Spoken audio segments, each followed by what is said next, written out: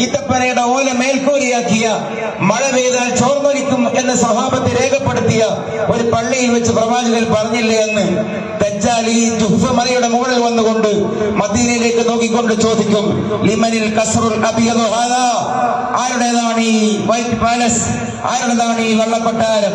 നബി പറയുന്ന കാലത്ത് ഒരു മണ്ണിന്റെ കട്ട കൊണ്ട് കെട്ടി അതിന് ഈത്തപ്പനയുടെ മേൽക്കൂര, ഈത്തപ്പനയുടെ ഓല മേൽക്കൂരയാക്കി വെച്ച പള്ളിയിൽ വെച്ച് പ്രവാചകൻ അത് പറഞ്ഞുവെങ്കിൽ 2025 നമ്മൾ കാണുന്നു അത് വെള്ളക്കൊട്ടാരമായിട്ടുണ്ട്.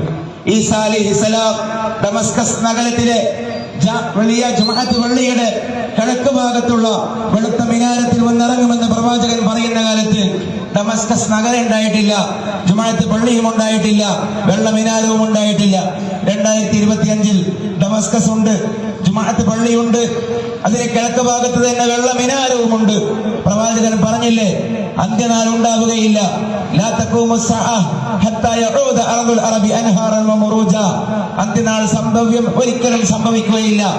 ഞാൻ പാദം മൂന്ന് നിൽക്കുന്ന ഈ അറബ് ഭൂമിക തോട്ടങ്ങളായും നദികളായും മടങ്ങുന്നത് വരെ പ്രവാചകൻ പറയുന്ന കാലത്ത് അറേബ്യയിൽ നദികളില്ല, അറേബ്യയിൽ പാർക്കുകളില്ല. 2025 കാലത്ത് അറേബ്യയിൽ ഇറിഗേഷൻ സംവിധാനങ്ങളും തടാകങ്ങളും നിറഞ്ഞിരിക്കുന്നു, പാർക്കുകൾ നിറഞ്ഞിരിക്കുന്നു, പച്ചക്കറിയും ഫ്രൂട്ട്സുകളും അതിന്റെ വിളവെടുപ്പും അറേബ്യയിൽ നിറഞ്ഞിരിക്കുന്നു. 2070 ലോകത്ത് ഏറ്റവും കൂടുതൽ പച്ചക്കറിയും ഫ്രൂട്ട്സും വിപണനം ചെയ്യുന്ന വിളവെടുക്കുന്ന ഭൂമിക അറബ് ഭൂമികയായിരിക്കുമെന്നുള്ള പഠനങ്ങൾ വരുന്നു.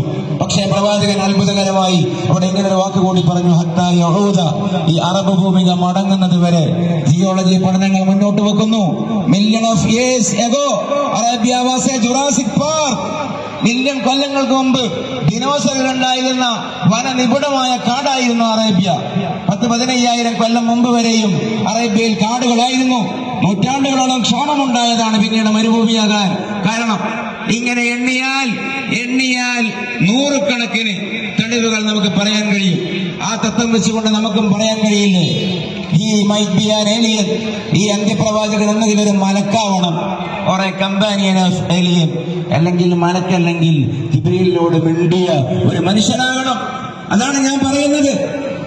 ജെൻഡർ പൊളിറ്റിക്സ് ആയാലും ധാർമ്മികതയായാലും മതവിശ്വാസമായാലും ആധ്യാത്മിക വിശ്വാസമായാലും മെറ്റാഫിസിക്കലായ അഭൗതികമായ ഏത് കാര്യമായാലും എന്താണോ നമ്മുടെ ആദർശം നൂറ്റാണ്ടുകൾക്ക് മുമ്പേ പറഞ്ഞത്, അവിടത്തേക്ക് ഈ ലോകം കറങ്ങിത്തിരിഞ്ഞ് മടങ്ങി വരികയുള്ളൂ എന്നുള്ളത് നിശ്ചയമാണ്.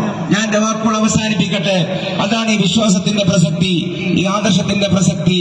അതാണ് നമ്മുടെ അമാനത്താണ് ആദർശം നമ്മൾ പറയുന്നതിന്റെ കാര്യവും. അള്ളാഹു കബൂൽ ചെയ്യട്ടെ.